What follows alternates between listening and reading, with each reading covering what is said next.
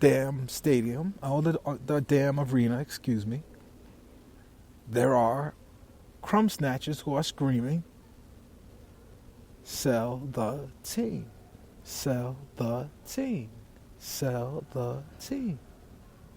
He can't, JT is a straight shooter, hence why he rolls with the straight shots. He can't have his bitches in his own establishment. Hear people say, sell the team. That's how he impresses the bitches. No, that's not how you impress the bitches, James. You pay for them. Okay? All right. These are not your bitches. You are a trick. So now James Dolan goes, I can't have this type of disrespect in front of my bitches. Head's got to roll for this. So he calls his number one yes man, Steve Mills. Steve Mills has been on the Knicks before Isaiah Thomas. Okay? That man is Ivy League standard brown noser. And you could just tell. His job is to absorb the slings and the arrows. So Mr. JT Dolan can entertain his bitches in peace.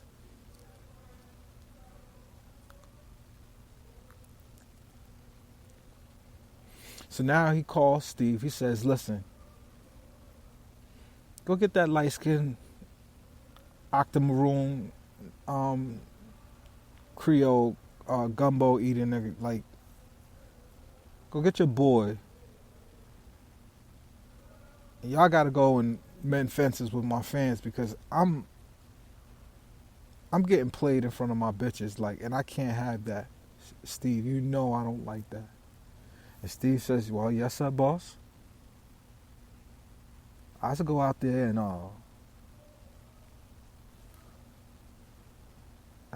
shit. It's not you. You didn't. You're perfect, JT. You're a straight shooter. I'm gonna go right out here and I'm gonna talk to this media all at once.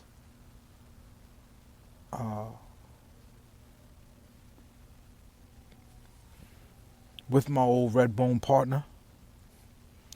And I'm going to, we're going to explain this. And we're going to tell that other four-eyed sissy that's running the team that don't got no backbone, that don't got the players playing up to the level that you're supposed to have at your palace, JT.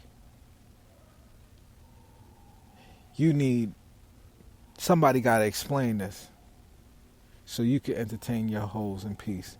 My bitches, got it, JT. So now these two bumbling idiots go up there to have an unprecedented kind of press conference to talk about why this shit ain't work. And basically letting you know heads will roll. And even though he has 2.5 years on his contract, it's very likely, I hate to say it because I like him, but Knicks, your head coach is not going to make it. All right? We already know, once James Dolan has been embarrassed in front of his bitches, heads will roll. And I like the Fizz. David Fizdale is a coach that I've considered, taking over the Nets because what I'm seeing with Atkinson is very questionable. Oh, we're going to talk about him next.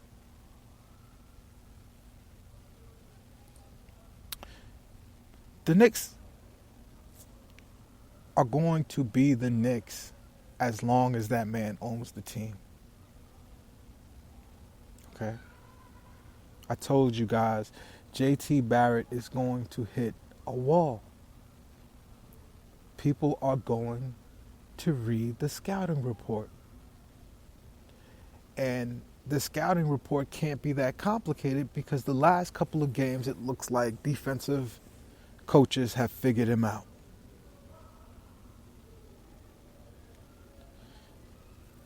So it's going to take time with him. That being said, this team of mercenaries that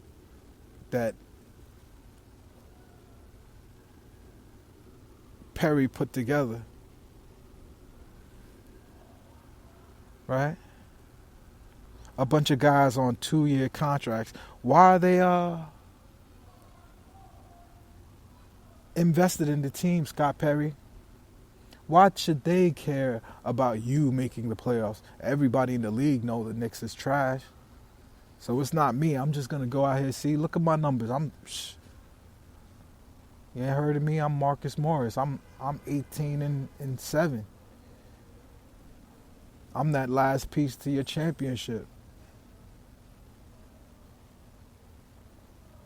That's what these players are here to do. Like, y'all thought the Knicks was outsmarting somebody? These are some of the worst contracts ever. Because it keeps you in a state of perpetual losing and no progress going forward. So that's the first insulting thing that continues the perception of a bunch of just in the Mecca of basketball that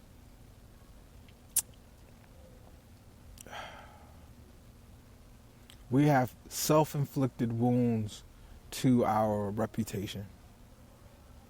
And it starts with that orange and blue clown show. But it doesn't end there.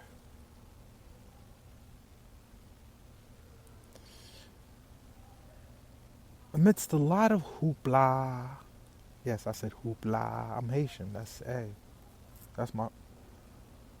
speak Creole. Que le ba connaît, haïtien bien.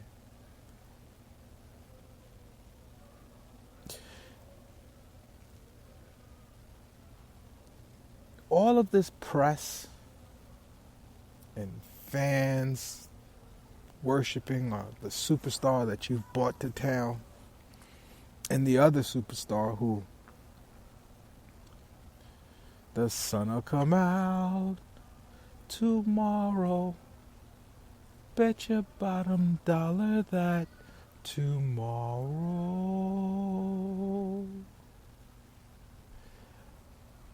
That's all we got, Nets fans. I hate it when people say, when I say Nets gotta deal with their power forward situation. Do you guys think it's just about the power forward position? It's not. It's about the style of play. It's about having other dimensions to your game where when the other stuff isn't clicking, you can at least turn to that in a way with some kind of consistency and result. The Nets don't have options for their point guards. All of the option is to kick outside to lower percentage shots. The 3-point is valuable because you get more points when you shoot it. So even if you shoot it at a little bit of a lower percentage, you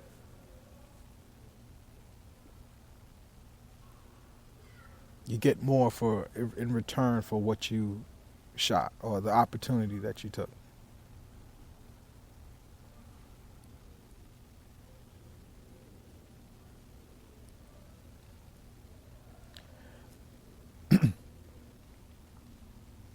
New York City, and I hope Knicks fans are listening to this because this will prove I'm not biased.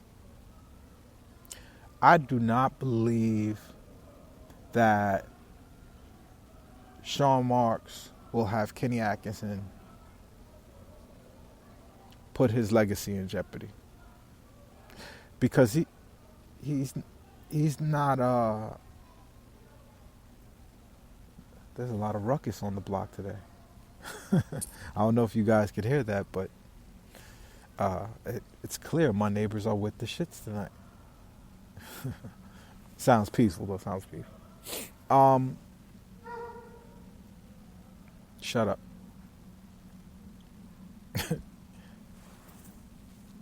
I don't think Kenny Atkinson is the one that's going to be on the bench when the Nets finally win a championship. Because the way this team seems like it's being coached, it seems like it's being coached like everybody's waiting for Kevin Durant to get there.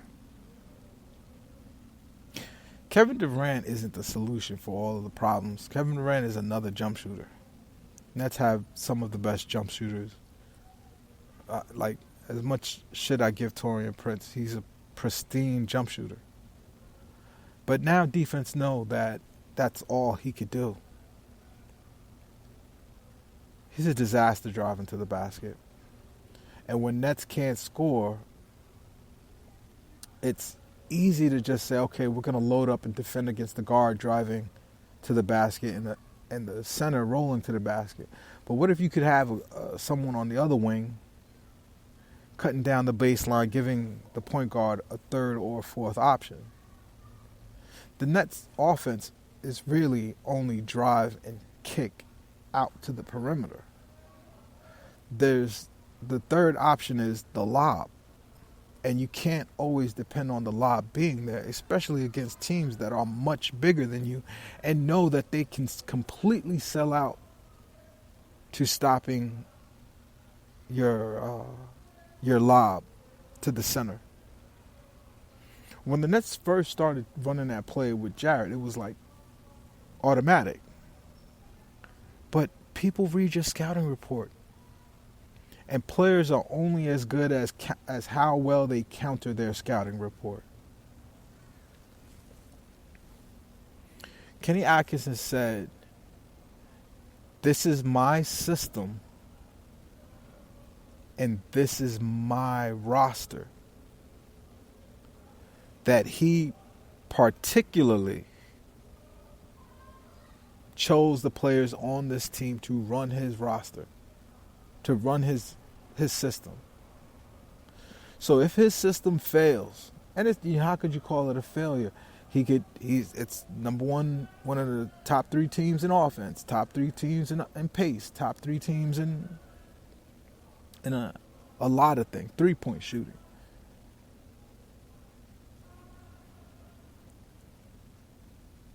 But Kenny Atkinson, this is not winning basketball.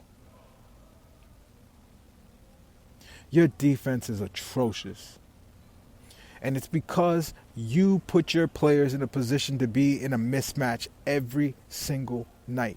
Every night. That's how good the Nets are. At the things that you put together and make a focus for the team, which is 3-point shooting and driving to the basket, we do that very well. But the moment they take those things away for us, from you guys, the Nets.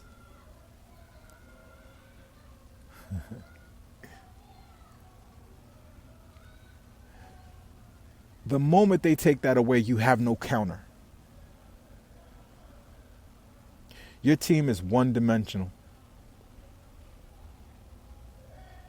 You have one way you can play, and if that doesn't work, you are trapped. And the league is going to find out.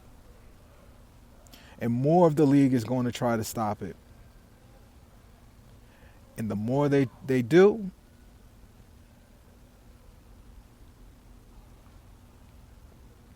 the more this team will lose. I heard someone say the worst basketball analysis that I could ever hear is, and that's why I didn't do a post game on neither one of these things. It was because I was too emotional. This is a failure, Sean Marks, if you do not make the playoffs with Kyrie Irving. This is a failure because you built